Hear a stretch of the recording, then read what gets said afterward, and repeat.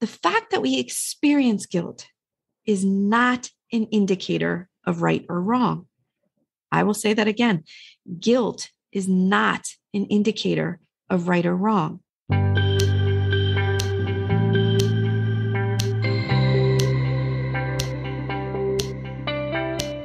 Hello, and welcome to In the Rising podcast. My name is Bettina Brown, and I am so excited that you're here with me today. The goal of this podcast is to help you and help others move their needle towards their true north and experience the life that they have in their imagination and in their dreams. Turning our backs on the shame, blame game that does nothing for us ever.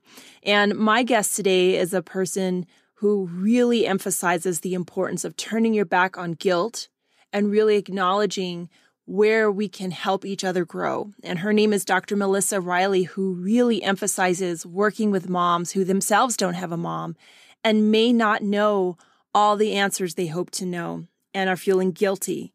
Mom guilt is a real thing. And so I'm so excited for you to listen to our conversation today. I'm super excited, not as just a podcast person, but as a mom, to be speaking with Melissa Reily, who is a clinical psychologist, also a mom, parent coach, really who has a lot of depth. I can feel your emotion and your drive and your passion behind your work because you really help moms who are separated from their own moms by physical distance, estrangement, and death, and help them move from insecurity, isolation, and overwhelm into joy and peace. Did I sum it up correctly? You did, Bettina. Thank you so much. Absolutely. And you also share publicly a story that's very personal, very vulnerable, that after giving birth to one of your own sons, a couple hours later, you felt grief. And that was very personal the way you wrote it. Can you share a little bit more about that? Sure, absolutely. So I had this experience. I was an older mother when I gave birth to my son. So just days shy of my 38th birthday. I'd been a psychologist, very confident in who I was as a woman, as a professional. So I was really taken aback by how much this longing for my mother and this grief experience that reoccurred for me when I was pregnant and then gave birth to my son. So I had lost my mom to death 15 years prior to giving birth to my son. So it wasn't a new loss. It was something that I had lived my entire adult life, with. And so when I became pregnant and gave birth to my son, the last thing I was expecting was to feel this overwhelming sense of loss and grief and really feeling so isolated and alone in a way I had not felt in many, many years. And did you recognize that aloneness was because of the loss of your mom? Were you able to pinpoint it right away? No, I wasn't. I was thought it was just garden variety postpartum depression, postpartum anxiety. And I also thought there was something really wrong with me because it just felt like something was missing. And here I was, knew a lot about, children and child development from the work that I do professionally. And yet I felt so unprepared for what motherhood was going to be like. And again, I was nearly 38 years old. And so I felt this really deep sense of shame over that because, women much younger than I, without the benefit of, the resources I had, were doing great, right? And seemed to just make it happen. And I couldn't. And so it was much later, many years later, that after talking with lots of women who also were moms without a mom, really discovering that what I was experiencing was a resurgence in grief without recognizing it as being grief. And, I discovered that it wasn't just, or it isn't just women that have lost their moms through death that experience this, but it's moms that don't have a mom in their life that's supportive and nurturing to provide assistance and guidance. Yeah. And, there is no textbook, guidebook for being a parent, for being a mom. No. But when you have someone who also has been there, that is your textbook, that is your guidebook to kind of bounce ideas of, yes, every child is different. But a lot of the emotions we feel that you talk about, guilt, fear, loss, not good enough. Will I be good enough? Right. Overwhelm. Those are very common. Yes. Among all the moms. Absolutely. Absolutely. And then it just becomes really intensified when you don't have a mom, right? Because then you're faced with not even knowing the things you don't know, right? And not having that go-to person kind of watching over your shoulder. Oh, you should think about this, or what do you think about that? I mean, don't get me wrong, right? That kind of unsolicited advice can be annoying, but in some ways it's very comforting, right? Yes. So I have a funny story that I like to share because it's just hilarious, right? When my son, he was still an infant, I was nursing, but I had to go back to work because his pregnancy, my pregnancy with him was problematic. So I was out of work for most of it. So I needed to go back sooner than I had liked. So anyway, I was dropping him off at his early learning center, and the teacher says to me, Melissa, I'm wondering if you think it might be time to go up on a nipple size. I looked at her and my jaw dropped. I'm like, what? What are you talking about? And she's like, well, when he's, eating from the bottle, because I would provide bottles with the breast milk, he's struggling a little bit. So I was thinking we could go up a size. And like they come in sizes. I had no clue that, nipples came in different nipple sizes. I didn't know. Nobody told me. I was nursing, so I never fed him from a bottle. There was nobody in my life to give me that just basic piece of information that I had no idea about until she told me. Right. And so then, she explained the whole thing to me, and I just looked at her. I'm like, okay, so what do you think? Right. I didn't have anybody else to ask.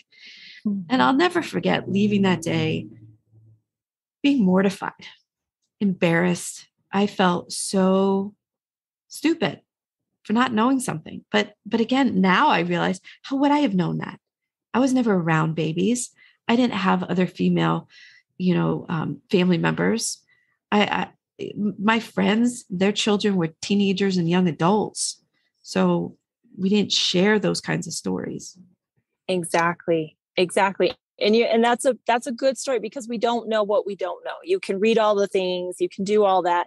And, as a nursing mom, you only have one size. So that they come in different other things. We don't know that. And when you talked about being mortified, you shared something else. You said, mom guilt, we all experience it.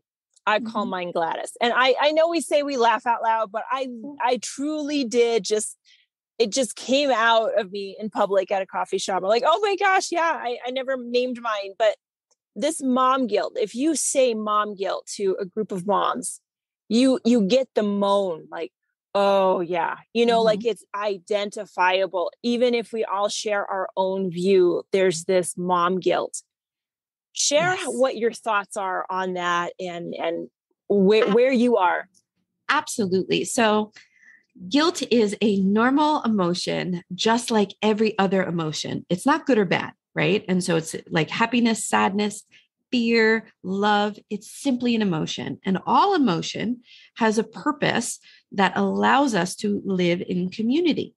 So guilt is simply a pause button. It just indicates that we are doing something that's new, that's outside of our comfort zone, that we're not sure about. And it's telling us to kind of pause and think about, all right, is what I'm doing okay? And so the fact that we experience guilt is not an indicator of right or wrong. I will say that again.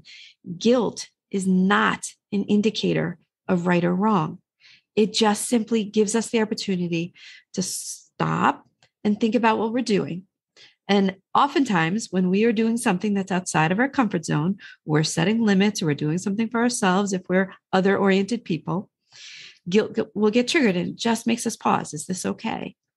So I joke around. I call my guilt Gladys, and I bring her everywhere. But I no longer let her drive. She has to sit in the back seat. I make the decisions. So I don't try to kick her out. She's always going to follow me around, but she can no longer decide which roads we take. I decide that. Yeah. And I'm glad you said it again, because I was going to ask you to say it again. And outside the box, and being a mom, you're outside of your box, especially a first-time mom. Exactly. And how did you then go from, hey, this is my experience, this is what women I talk to, this is my background. How did you come up with, you know what, I need to be a mom that helps other moms who went through the same thing I am, to help them go through, to rise up into a different life? How did you come to that conclusion? Because the more women I talked to, and shared my story with, the more I heard from other moms saying, yeah, my mom passed away, or, I've had to make the really difficult decision to not have my mom in my life because it wasn't healthy.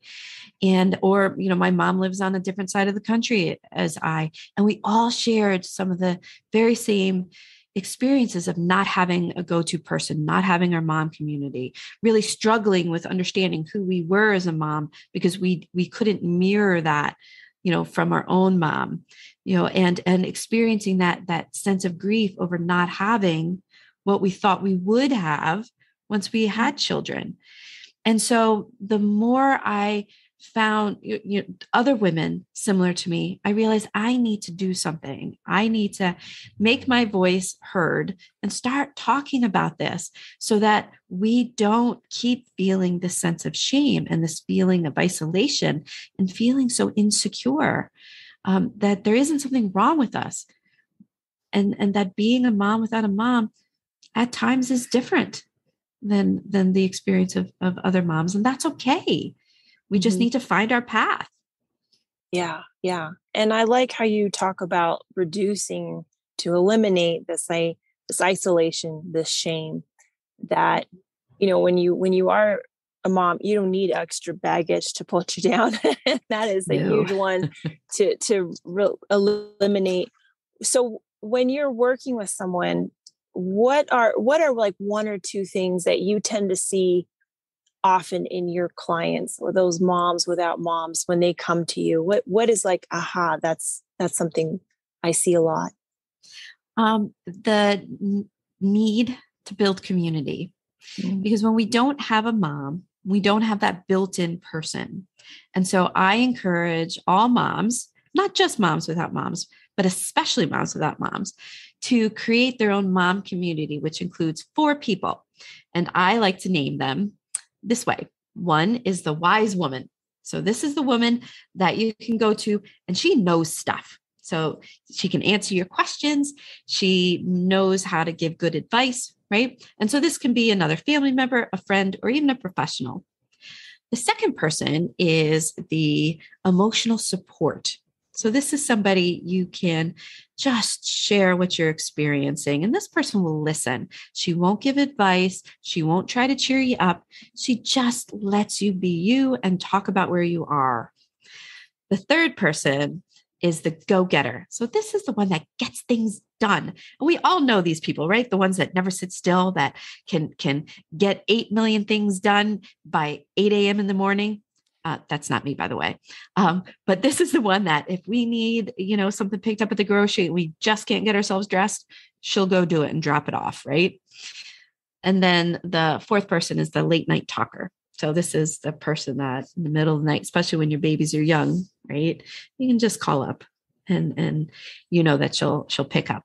So having a community of people, since we don't have that one person that can usually fill many of those roles, becomes real important. And guilt, right, will often keep us from reaching out. But I always let people know you are not a burden, right? You are worthy of being helped. And if you have 4 people in your corner and you ask them to help you for 1 hour once a month, and let's face it, none of us would bat an eyelash if a friend asked us to help them for 1 hour once a month. Then you have assistance for an hour every week. And that makes a huge difference. Mm-hmm. And that time can make a huge difference on the receiving end. Yes. For sure. For sure. Yes. So say someone's here, they're like, yeah, I need that wise woman, or I have a go-getter, but I never thought about this emotional support. How do you find them? How do you help women get to that point? Well, first it's kind of like recognizing the strengths of your friends, kind of the people in your life, recognizing what they're good at and what they're not good at. And sometimes that takes time, right? But when we kind of look to our friends to be able to fill all of that, then oftentimes we're going to be disappointed. So we want to really only ask for what we know they can give us. And not to forget that it's okay to get some of those things through professionals. So that emotional support, you may not have a safe friend or family member that feels good, like they're always trying to cheer you up. So it doesn't feel so good to just tell where you are.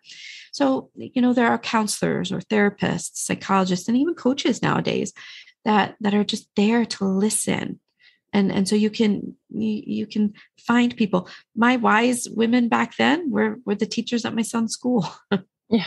So, it's thinking outside the box and reaching out.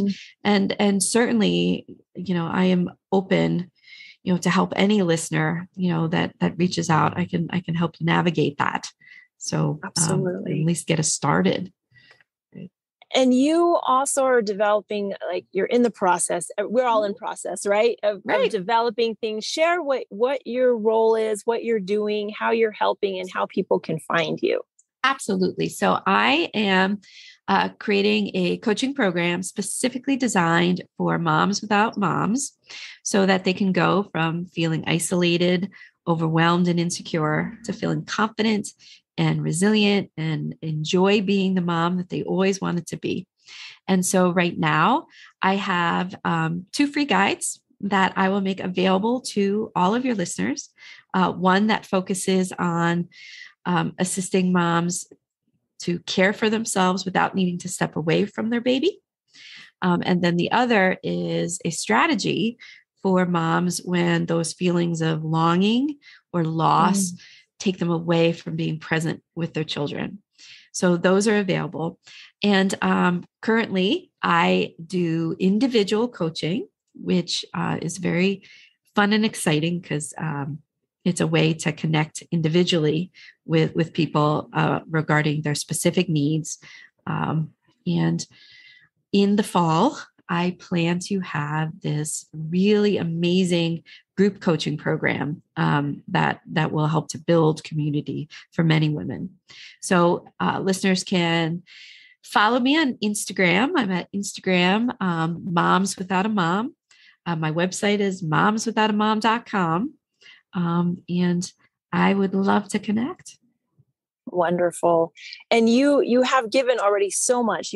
Putting a guide together, coaching, that's no small feat on top of being a mom. Where do you still see yourself rising up to, Melissa? What's on your horizon, I guess?